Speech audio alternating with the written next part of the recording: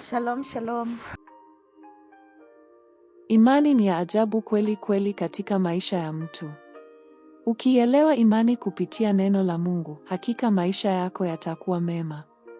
Waebrania 10 mstari wa 23, na tuzingatie kwa uthabiti tumaini tulilokiri, kwa kuwa yeye aliyetoa ahadi ni mwaminifu. Aliyeahidi si Baali wala Dagoni. Aliyeahidi ni Mungu, Mungu aondoaye milima.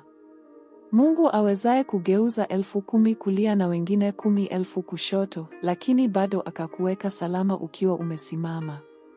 Kwa sababu uliamini, amekutenga, akikuinua katika kiwango cha juu zaidi. Amekutenga na wengine kwa sababu uliona imani katika Mwana wa Mungu aliye na uwezo, kwa maana hakuna lisilowezekana kwake. Lakini wengi hawaelewi imani. Wengine hukaa miaka mingi kanisani lakini hawajashika kwamba kupitia neno la Mungu wanaweza kuamini kwamba Mungu huponya magonjwa.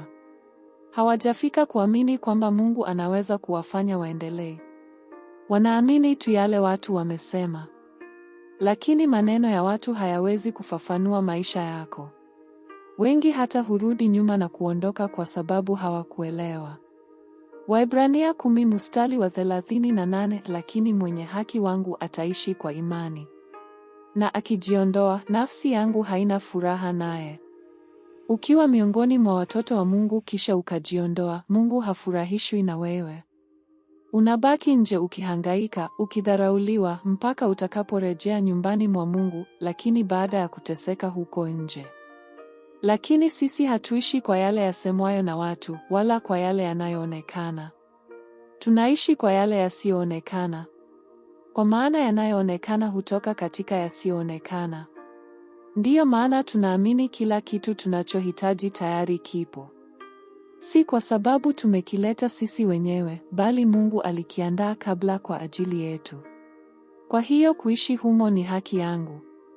Naishi kwa amani, nikiwa salama, bila taabu, kwa maana Mungu amenipa amani tele.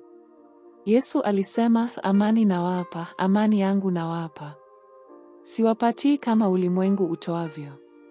Kwa hiyo nina amani ya kutosha. Kwa kifupi, nina amani. Sihitaji mtu mwingine kunipa amani. Si mume wangu, si watoto wangu. Tayari nina amani kwa maana Yesu alinipea. Furaha yangu pia ni yangu, singojei mtu anipe. Ipo ndani yangu.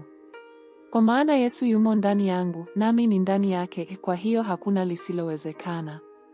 Hiyo ndiyo maisha tuliyoitiwa. Asanteni sana.